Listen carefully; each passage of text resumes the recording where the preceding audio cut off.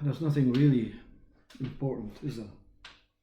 Nothing really to say about um, yourself. All eyes on the external world. Because, I am what I think I am, what I know I am, what I believe I am, and there's nothing more I can do to understand that. Only that what others have told me is what I have to believe in. So there's no real search from you, is there? When everything that we aspire to is just what we've been told. My name is Graham, I am a body. My teachers told me at school how to read, how to write, how to make the words into thoughts.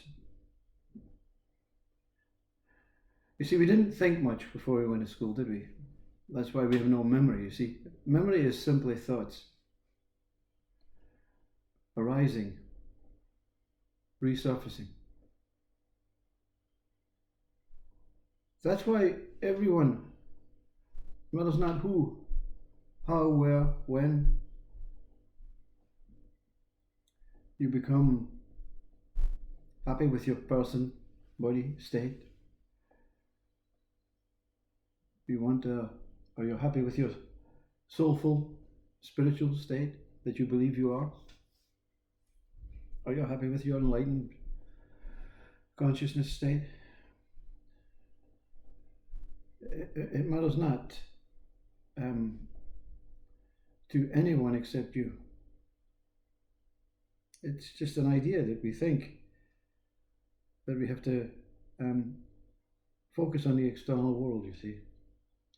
Nothing wrong with witnessing the profound beauty that is astounding every whatever way you look at it, but you don't get too excited about it, you see, because it then creates a hierarchical way of looking at things. You say, I like that much, much better than that, And that is what the words, the mind, and the ideas, the thoughts, the duality creates a double-edged sword, a double-edged way of seeing in and out, you see. So the speaker itself is speaking with an ego mind when he says you're only interested in the external world and not yourself. Or you're only interested in yourself and not the external world. We have made them into two, you see.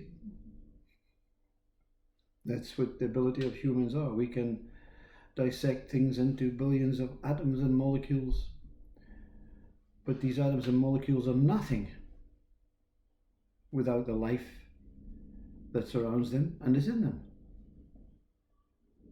You can say God is whole, you can say self is whole, you can say emptiness is whole, but really life is whole.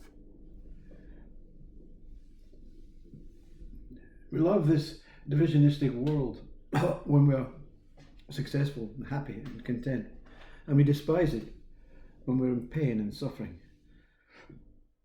And we make comparisons between the wonderful and the horrid. And so many ask the question,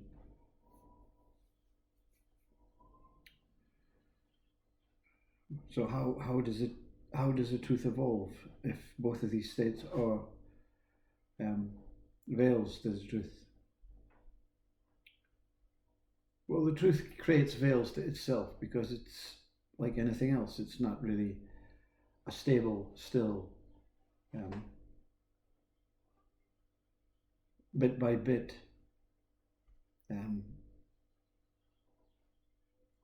state. That's why our mind wants to understand truth, thinks it has to break itself off to understand the ongoing truth. You see, the ongoing truth. It's basically like if you have a train and you have 200 carriages linked together, Yeah,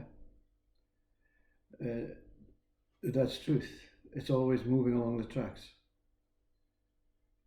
And if you see an individual carriage, then you see a mind that has broken the train into sections of carriages.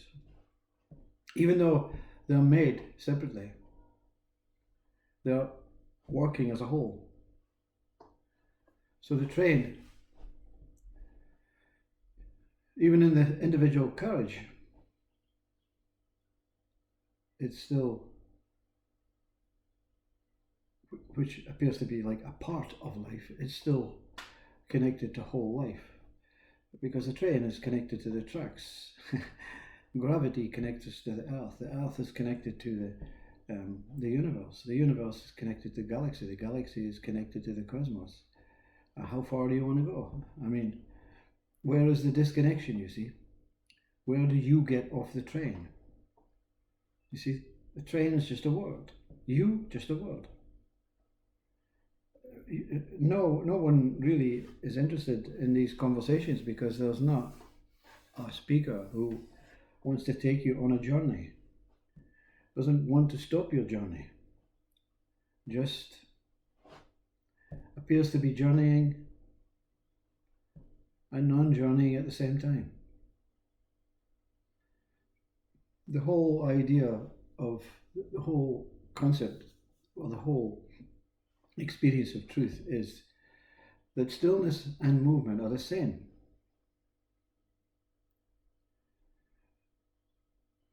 And if you take away the names, stillness and movement, nothing. But there's something that witnesses the taking away of stillness and movement.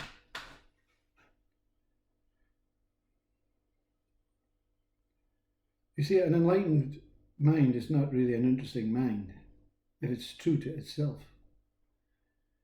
It's had enough of external and internal, in the sense that it cannot find a superiority. It cannot find one more interesting than the other, because they're both the same. All you're doing is in an enlightened mind state is realizing what we all know. There is only one whole ongoing life. It's never began and it will never end. The only difference is you don't really understand yourself so hard and fast towards the individual within that life. So before birth, you were still life. Whether you were life in a sperm or an egg, or whether you were life in a thought of your parents, or whether you were life surrounding this universe somewhere floating around, an empty, invisible ghost. You are life. The whole suffering aspect is the idea that I will lose my life, my family, my home, my story, my name, and I may die. Death can die. Life cannot die. Birth can die. Birth can be born. Life cannot die. But it's of no use. You're not going to benefit anything from this human life by understanding, or by experiencing, or by losing your whole identity. You're just a feather floating around in the life that you are. Some days you have the opportunity to say, yeah, let's go back to the individual. And of course, if you do that long enough, your mind will again be dehypnotized or hypnotized by this ego state. That's what humans are, an ego state, you see. Not a wealthy state, not a happy state, not a joyful state, not a suffering state, just an ego state. An ego, like I say, to the one that has won the lottery, is jumping with joy and wants to find something now has the opportunity to do things that it didn't realize it could have done before, but just believed it didn't have the power or the finance or the mindset or the intelligence or the certificates to do it. All these are hurdles, you see.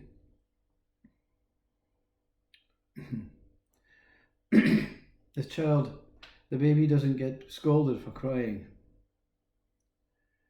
until it begins to irritate the parents or the brothers or the sisters.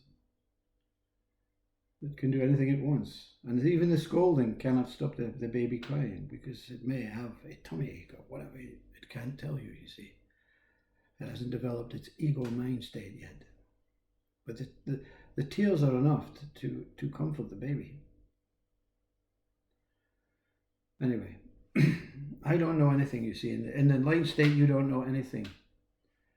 But you have the opportunity to go and do a quiz, because your conditioned information is somewhere stored in the backdrops of your brain, your hard drive. But when the quiz is over, it matters not whether you have won, you came in second, you came in third, or you didn't answer any questions. It was just an experience. It was just an event. It was just time, whether it was spent well or spent not so well. It's gone, it's past. Like this video, once the speaker presses the stop button, it's over, you see. You never return to your own videos or your own, whatever you've done in life, never return to them. Just keep moving, or keep allowing something new to come in. There you go, another boring 12 and a half minutes. Have a nice day.